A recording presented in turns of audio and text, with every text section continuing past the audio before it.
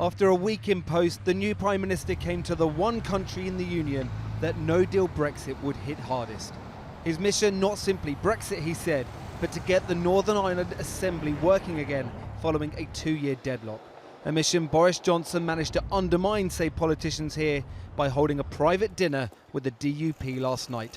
Good morning, Good morning. How are you doing? How are you? Nice to see you. Good morning. Well, listen, it's great to be here in Northern Ireland, and clearly the people of Northern Ireland have been without a government, without Stormont for 2 years and 6 months. So my prime focus this morning is to do everything I can to help that get up and running again. Unlike throughout the rest of his UK tour, Mr Johnson would only answer this one question. Thank you very much. How impartial can you be, Prime Minister, given that you've already dined with the DUP? It's all there in the Good Friday Agreement. We believe in complete impartiality, and that's what we're going to observe. But the crucial thing is to get this Stormont government up and running again. Thank you.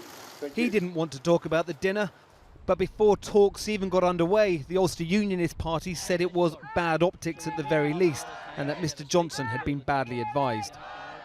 So what was discussed at that dinner? The DUP say it wasn't the confidence and supply agreement through which they support the Conservative government.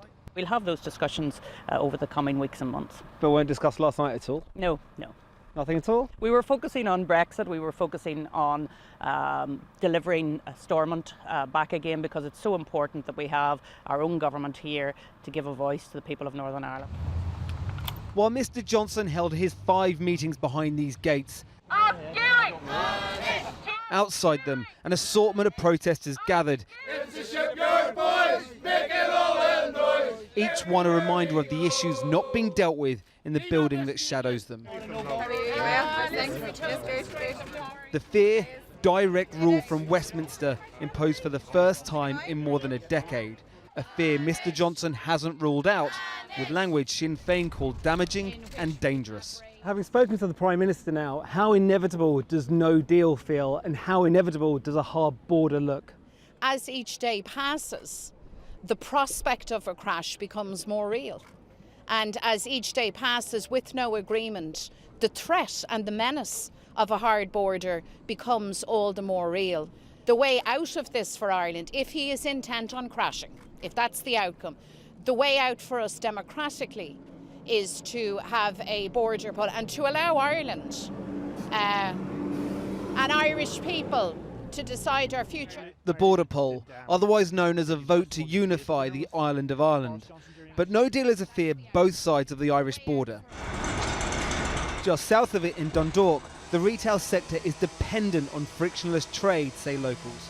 How many years ago did you set up this shop? Jerry lives in the north, but set up this department store 32 years ago in the south. Most of the stock comes from UK, but 90%. 90%? Yeah. So what was it like trying to get your stock from the UK here 32 years ago? Well, it was a nightmare. You know, there was a big delay at the customs. You'd lose a day taking stuff across. You would, yeah, a whole day. It isn't just the UK that is not prepared for no-deal Brexit, says Jerry. He believes the retail industry in the Republic of Ireland would be devastated by it. Well, they're talking about grants for the farmers, for the beef industry and all that sort of thing, but the retail industry, in my opinion, has been completely overlooked, and it's not been considered by the government at all. Mr Johnson maintains that no deal is bad for both sides. His hope that Ireland and the EU will blink first on a new deal. As he left Belfast today, though, the outcome politicians here fear most is the one many of them believe is now most likely. Now, Mr Johnson and his team are back in Downing Street tonight. They might be wondering just how successful, though, this trip will be seen by many people here. You know, the tone was set in many ways by nothing before any talks took place today, but by that dinner last night with the DUP. One person told us that wasn't just seen as tone deaf, but offensive to every other party here. And then today, unlike everywhere else he's gone in the UK, England, Scotland, Wales, where he's walked about talking about the virtues of delivering Brexit by October 31st, do or die, he's come here, the place most affected by Brexit. He's not met with locals, he's not met with local businesses, and he hasn't wanted to talk much about Brexit because his focus was getting power sharing back to that building behind us.